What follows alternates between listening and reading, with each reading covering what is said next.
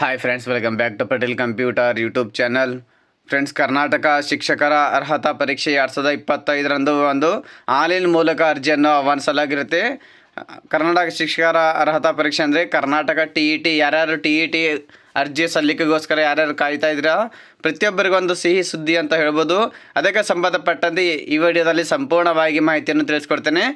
ಮೊದಲಿಗೆ ನಮ್ಮ ಚಾನಲ್ಗೆ ನೋಡ್ತಾ ಇದ್ದರೆ ನಮ್ಮ ಚಾನಲ್ಗೆ ಸಬ್ಸ್ಕ್ರೈಬ್ ಆಗಿ ಹಾಗೂ ಪಕ್ಕದಲ್ಲಿರುವ ಬೆಲ್ ಬಟನನ್ನು ಆನ್ ಮಾಡೋದನ್ನು ಮರೆಯಬೇಡಿ. ಸೊ ಫ್ರೆಂಡ್ಸ್, ವಿಡಿಯೋನ ಶುರು ಮಾಡೋಣ. ಸೊ ಫ್ರೆಂಡ್ಸ್, ಇಲ್ಲಿ ಅಧಿಸೂಚನೆಯನ್ನು ಬಿಡುಗಡೆ ಮಾಡಿದ ದಿನಾಂಕ ನೋಡಬೇಕಾದ್ರೆ 18ನೇ ಅಕ್ಟೋಬರ್ 2025ರಂದು ಈ ಒಂದು ಕರ್ನಾಟಕ ಶಿಕ್ಷಕರ ಅರ್ಹತಾ ಪರೀಕ್ಷೆಗೋಸ್ಕರ ಒಂದು ನೋಟಿಫಿಕೇಶನ್ ಅಧಿಸೂಚನೆಯನ್ನು ಹೊರಡಿಸಲಾಗಿರುತ್ತೆ. ಸೊ ಫ್ರೆಂಡ್ಸ್, ಅದೇ ರೀತಿಯಾಗಿ ಪ್ರಮುಖ ದಿನಾಂಕ ಆನ್ಲೈನ್ ಮೂಲಕ ಅರ್ಜಿ ಸಲ್ಲಿಕೆ ಮಾಡೋಗೋಸ್ಕರ ಪ್ರಮುಖ ದಿನಾಂಕಗಳು ನೋಡಬೇಕಾದ್ರೆ ಅರ್ಜಿ ಸಲ್ಲಿಕೆ ಮಾಡೋಗೋಸ್ಕರ ಪ್ರಮುಖ ದಿನಾಂಕ 23/10/2025ರಿಂದ 9/11/2025ರವರೆಗೆ ಅರ್ಜಿ ಸಲ್ಲಿಕೆ ಮಾಡೋಗೋಸ್ಕರ ಅವಕಾಶವನ್ನು ಕೊಡಲಾಗಿದೆ. ಸೊ ಅದೇ ರೀತಿಯಾಗಿ ಎರಡನೇದಾಗಿ ಇಲ್ಲಿ ಪರೀಕ್ಷೆ ದಿನಾಂಕ ಕೂಡ ಇಲ್ಲಿ ಕೊಟ್ಟಿರ್ತಾರೆ. ಪತ್ರಿಕೆ ಈ ಒಂದು ಎಕ್ಸಾಮ್ಗೆ ದಿನಾಂಕ 7 ಡಿಸೆಂಬರ್ 2025ರಂದು ಭಾನುವಾರ ದಿನ ಬೆಳಗ್ಗೆ 9:30ರಿಂದ 12 ಗಂಟೆವರೆಗೆ ಪತ್ರಿಕೆ ಎಕ್ಸಾಮನ್ನು ತೆಗೆದುಕೊಳ್ಳಲಾಗುತ್ತೆ. ಸೊ ಅದೇ ರೀತಿಯಾಗಿ ಪತ್ರಿಕೆ 2 ಎಕ್ಸಾಮ್ಗೆ ದಿನಾಂಕ 7 ಡಿಸೆಂಬರ್ 2025ರಂದು ಭಾನುವಾರ ದಿನ 2 ಗಂಟೆಯಿಂದ 4:30ರವರೆಗೆ ಎರಡನೇ ಪತ್ರಿಕೆಯನ್ನು ಎಕ್ಸಾಮನ್ನು ತೆಗೆದುಕೊಳ್ಳಲಾಗುತ್ತೆ.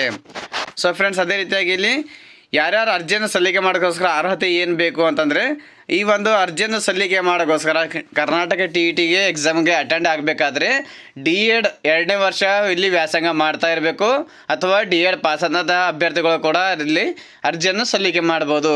ಸೊ ಅದೇ ರೀತಿಯಾಗಿ ಇಲ್ಲಿ B.Ed ಪಾಸಾದಂಥ ಅಭ್ಯರ್ಥಿಗಳು ಕೂಡ ಅರ್ಜಿಯನ್ನು ಸಲ್ಲಿಕೆ ಮಾಡ್ಬೋದು. ಅದೇ ರೀತಿಯಾಗಿ B.Ed ಮೊದಲನೇ ಸೆಮಿಸ್ಟರ್ ಅಥವಾ 2ನೇ ಸೆಮಿಸ್ಟರ್ ಅಥವಾ 3ನೇ ಸೆಮಿಸ್ಟರ್ ಯಾವುದೇ ಒಂದು ಸೆಮಿಸ್ಟರಲ್ಲಿ ಅಡ್ಮಿಷನ್ ಈಗಾಗಲೇ ತೆಗೆದುಕೊಂಡ್ರೆ ಅಂಥ ಅಭ್ಯರ್ಥಿಗಳಿಗೂ ಕೂಡ ಅರ್ಜಿ ಸಲ್ಲಿಕೆ ಮಾಡೋಕ್ಕೋಸ್ಕರ ಅರ್ಹತೆಯನ್ನು ಇಲ್ಲಿ ಕೊಡಲಾಗಿರುತ್ತೆ. ಸೊ ಫ್ರೆಂಡ್, ಇಲ್ಲಿ ಅಭ್ಯರ್ಥಿಗಳಿಗೆ ಸೂಚನೆಗಳು ಇಲ್ಲಿ ಕೊಟ್ಟಿರ್ತಾರೆ. ಕರ್ನಾಟಕ ಶಿಕ್ಷಕರ ಅರ್ಹತಾ ಪರೀಕ್ಷೆ 2025ಗೆ ಅರ್ಜಿ ಸಲ್ಲಿಸುವ ಬಯಸುಗಳು ಅಭ್ಯರ್ಥಿಗಳು ಆನ್ಲೈನ್ ಮೂಲಕ 23 ಅಕ್ಟೋಬರ್ 2025ರಿಂದ 9 ನವೆಂಬರ್ 2025ರ ಒಳಗಾಗಿ ಇಲಾಖಾ ವೆಬ್ಸೈಟನ್ನು ಕೊಟ್ಟಿರ್ತಾರೆ. school.education.karnataka.gov.in ವೆಬ್ಸೈಟ್ ವಿಳಾಸ ಮುಖಾಂತರ ಆನ್ಲೈನ್ ಮೂಲಕ ಅರ್ಜಿಯನ್ನು ಸಲ್ಲಿಸಲು ಇಲ್ಲಿ ಸೂಚನೆಯನ್ನು ಕೊಟ್ಟಿರ್ತಾರೆ. ಸೊ ಫ್ರೆಂಡ್ಸ್, ಅದೇ ರೀತಿಯಾಗಿ ಇಲ್ಲಿ ಆನ್ಲೈನ್ ಮೂಲಕ ಅರ್ಜಿ ಸಲ್ಲಿಸಲು ಏನೇನು ಅನುಸರಿಸಬೇಕಾದ ವಿಧಾನಗಳು ಇಲ್ಲಿ ಕೊಟ್ಟಿರ್ತಾರೆ.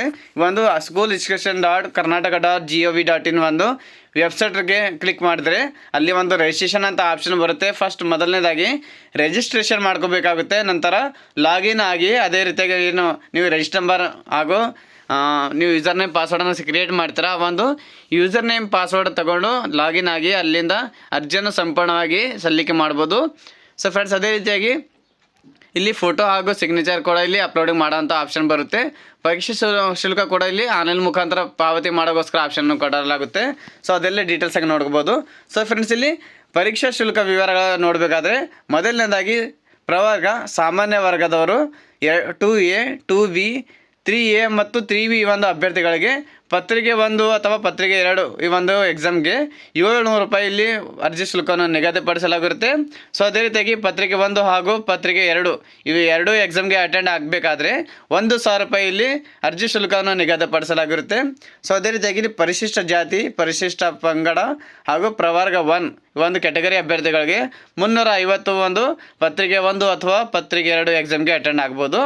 ಅದೇ ರೀತಿಯಾಗಿ ಪತ್ರಿಕೆ 1 ಹಾಗೂ ಪತ್ರಿಕೆ 2 ಎಕ್ಸಾಮ್ಗೆ ಅಟೆಂಡ್ ಆಗಬೇಕಾದ್ರೆ 500 ರೂಪಾಯಿ ಇಲ್ಲಿ ಅರ್ಜಿ ಶುಲ್ಕವನ್ನು ನಿಗದಿಪಡಿಸಲಾಗಿರುತ್ತೆ.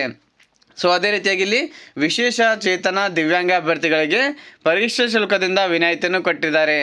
ಸೊ ಫ್ರೆಂಡ್ಸ್, ಅದೇ ರೀತಿಯಾಗಿ ಇಲ್ಲಿ ಪ್ರವೇಶ ಪತ್ರ ಕೂಡ ಇಲ್ಲಿ D.Ed ಬಿಡುಗಡೆ ಅಂತ ಹೇಳಿಕೊಟ್ಟಿದ್ದಾರೆ.